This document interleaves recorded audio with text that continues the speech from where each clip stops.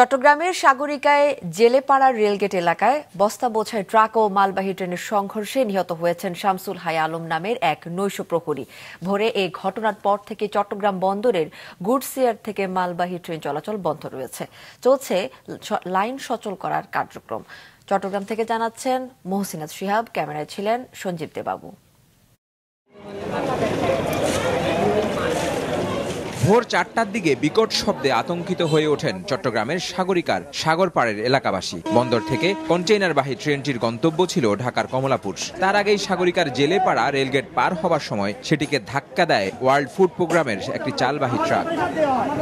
উল্টে যায় ট্রেনের ইঞ্জিন ও একটি কন্টেইনার। বিচ্ছিন্ন হয়ে পড়ে বাকি কন্টেইনারগুলো। দুমড়ে মুচড়ে যায় ট্রাক। এ সময় ট্রাকটিতে থাকা চালের বস্তার নিচে চাপা পড়ে প্রাণ হারান এলাকার নৈশ প্রহরী শামসুল আলম। হঠাৎ করে বিকট একটা আওয়াজ হয়েছে। ফুড প্রোগ্রামের একটা লোক ছিল, ওনাকে বলছিলাম স্যার এরকম জোতা দেওয়া যায়, বলছে যে এগুলো সরকারি চাল, এগুলো ধরা যাবে না। এগুলো ধরা যাবে না, এগুলো ধরলে তোমাদের নামে মামলা হবে। যদি হয়তো আমাদের হাতে যে 2 ঘন্টা সময়, ওই 2 ঘন্টা যদি আগে আমাদেরকে অনুমতিটা দিত, তাহলে আমরা ওনাকে বাঁচাতে পারতাম। আধা ঘন্টা 1 ঘন্টা আগে যদি লাশটা বাইর করি তাহলে অবশ্যই বাঁচা দিতে।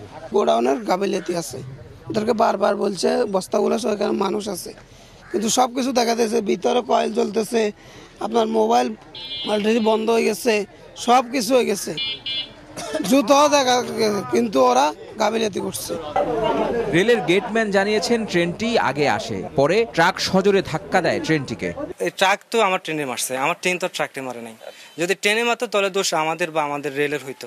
এখন যেহেতু ট্রাকে মারছে, বেরিয়াল থাকলো বা না থাকলো, তো ট্রেন যাইতেছে, যাওয়া অবস্থায় একটা ট্রাক যদি আসি মারি দেয়, এটা তো দোষ স্যার, তো যে কোনো মানুষই বলার কথা যে এটা ট্রাকের দোষ। রেলওয়ে পূর্বাঞ্চল কর্তৃপক্ষ জানিয়েছে ঘটনা তদন্তে 4 সদস্যের কমিটি গঠন করা হয়েছে। দ্রুত লাইন সচল করার চেষ্টা চালাচ্ছে তারা। রেলওয়ে নিয়ম অনুযায়ী উদ্ধার কাজ চলতেছে। উদ্ধারকারী ট্রেন আসছে, এখানে আমাদের চট্টগ্রামে উদ্ধারকারী ট্রেনটা এসে পৌঁছেছে ঘটনাস্থলে। আরও একটা উদ্ধারকারী ট্রেন আমরা আখাউড়া থেকে আসতেছে, সেটাও কাছাকাছি চলে এসেছে, এখন কার্যক্রম শুরু করেছে। চট্টগ্রামে একটা কার্যক্রম শুরু করেছে, আখাউড়াটা আসতে হয়তো আরও কিছু সময় প্রয়োজন হবে। একটা কন্টেইনার আছে, এই কন্টেইনারটাকে আমরা হয়তো আশা করি আগামী 30 মিনিটের মধ্যে আমরা এটা উদ্ধার করতে পারবো। তদন্তের পরই ক্ষয়ক্ষতির পরিমাণ জানা যাবে বলছেন রেলের সংশ্লিষ্টরা। মহসিনাত শিহাব, মাছরাঙা সংবাদ, চট্টগ্রাম।